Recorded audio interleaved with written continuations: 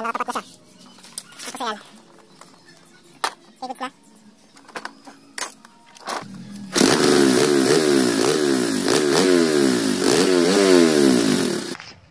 Ayan. Dapay langis na, Brad? Aun saan langis na? Balik malukatan natin na yung pagkuhanan. Naglikat luka. Ayan o. Napapansin nyo isa pang umakyat na langis dito. Ayan, tignan natin. Daming sira nito ah.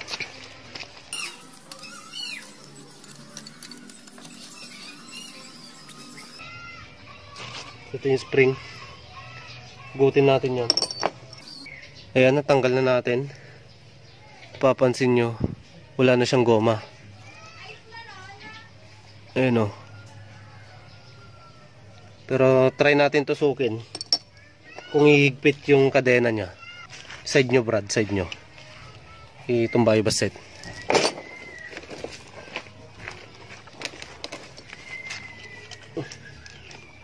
Ayan o, wala na matusok. Tignan nyo. Wala o. Wala tayong matusok dito. Sira siguro yung pinaka kamay ng bakal dito. Parang arm doon. Ayan o. Mahaba na ng tinusok natin. Buksan natin tong side nito. Sige, balik nyo.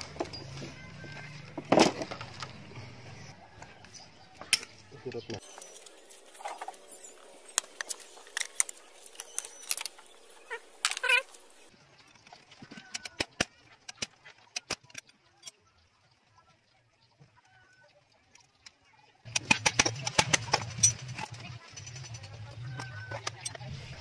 Tanggalin natin to.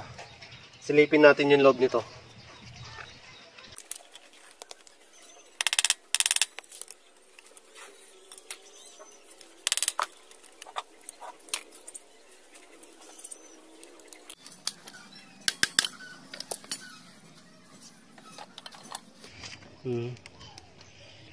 So, ayan o, basag. Yung mga rollers. Ayan o, kinalbo niya na rin to. Ito po. Ito yung putol ng tensioner natin. Yan yung gomang yan. Yan yung putol niya. Okay. Ayan, bakal ulit yan o. Basag. Yung rollers basag.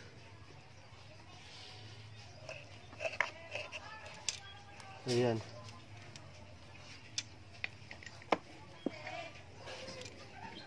Kalbo na rin tong isa.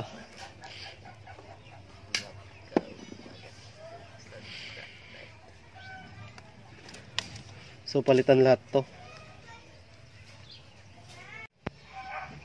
So yan mga ka-rides. Bali tatanggalin na natin lahat ng mga gears. Ito, yung mga yan. Tapos tong timing chain. Tapos linisan na natin lahat. Okay?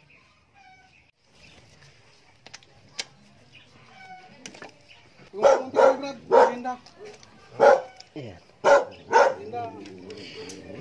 Ano papatarima kayo? Dapat merienda kasi ka o ato? Saan meron lang talaga? Black.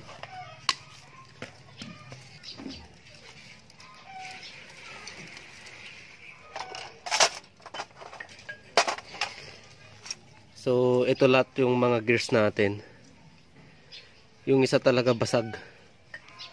Tapos ito, pudpud na yung mga yun, oh. Okay. Palitan natin lahat to, pati na rin yung timing chain natin.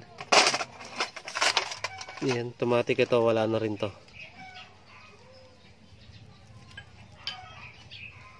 Masyado nang malaki yung play nyo. So ito, nalinisan na natin. Ngayon, ito yung kakabit natin. Bali set na siya. Okay, so Honda.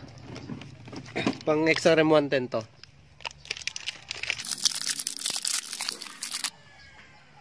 Mas mahaba na talaga yung luma natin. Ayan. Okay. Ito, kabit na natin to.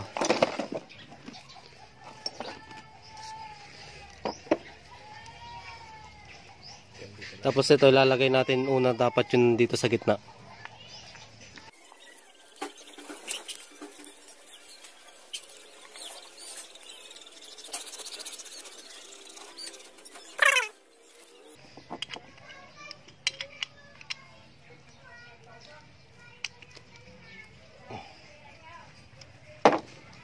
Lagyan natin ng mga oil. Ayan. Okay. Ayan siya.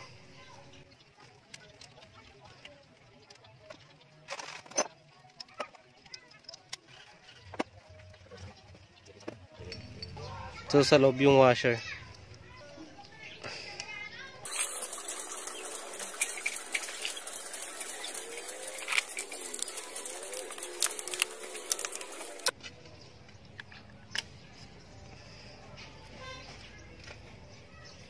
Ayan, ganyan kasi siya. Ayan. So pag ganyan, goods yan.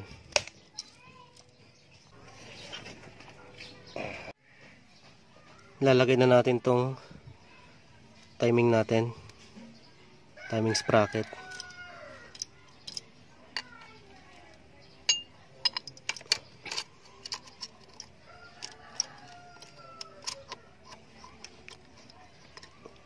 Yan, kung mapapansin nyo rito, may tension na kaagad siya. Ayan o. Lumalaban na tong kadena. Hindi kagaya kanina. Ayan o. Mahigpit na rin siya. Kanina, maluwag. Okay. So, hindi siya naka-timing.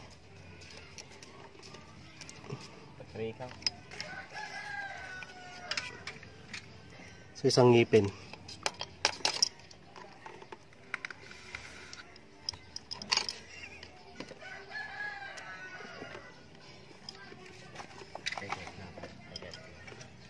Ayan.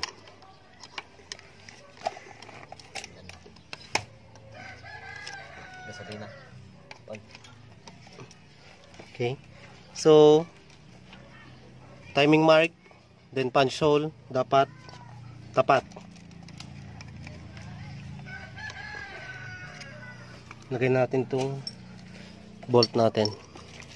Ito masan.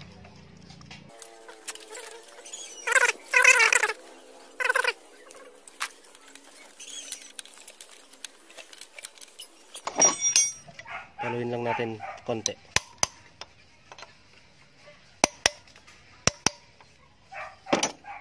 Then check nyo, dapat may mga O-rings yung mga yan.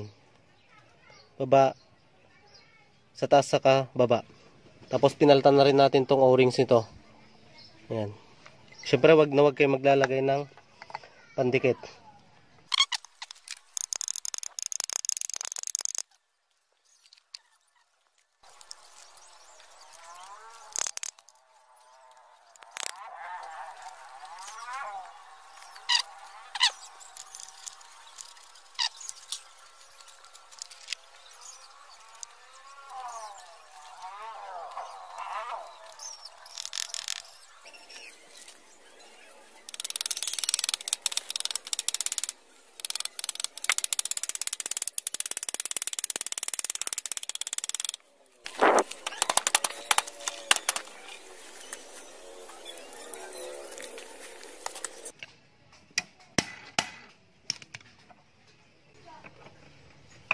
Tapos ito lagay na natin. Tapos panda rin natin.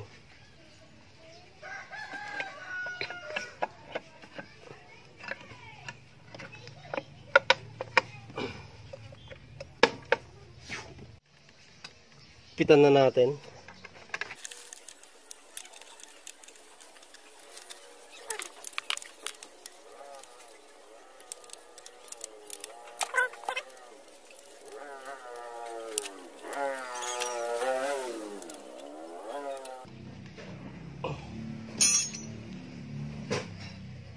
So yan, migpit na. Lagay natin tong langis. Bali, dapat no edits. Bali, ito pala. Kung papansin nyo, ayan, flush lang natin. Okay. So ito, converted kasi dati ito na may clutch. Ngayon sininsil natin kasi hindi mabuksan. So yung gagawin yung ganyan. 800 dati, 1 liter. Maglagay muna tayo ng pang 800. Pang 800 lang sa akin. Yan sa kaya tingnan.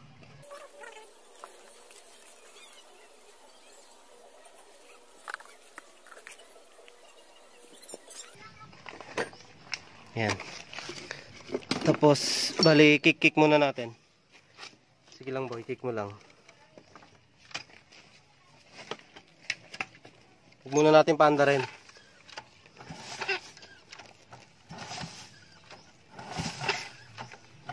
Ganyan lang muna.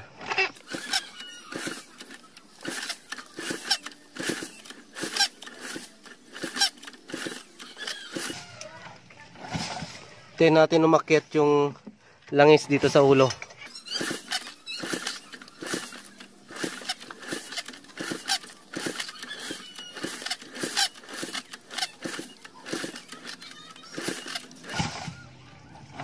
Okay, try natin. On mo, Brad. Ayan.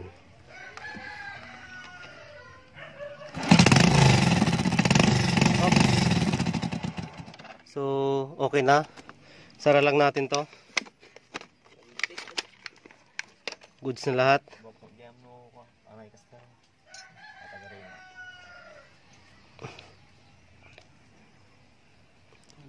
Okay. Dito ka, Brad, oh. Kita maji ko na. Maji kurente na. Tapos tignan natin kung may akyat ng langis dito kasi kanina walang langis eh. Sige, pandarin niyo lang.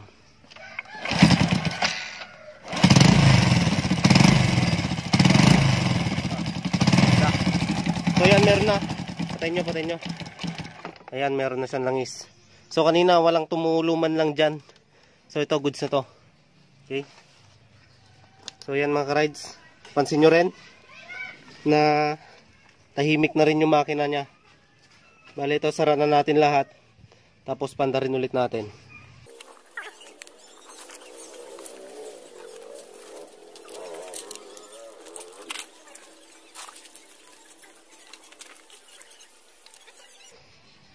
Aji sawa ko nan.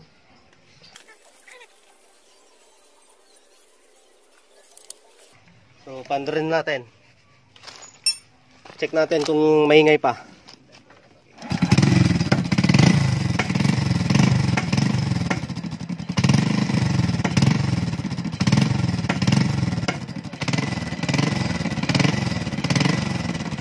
Yan.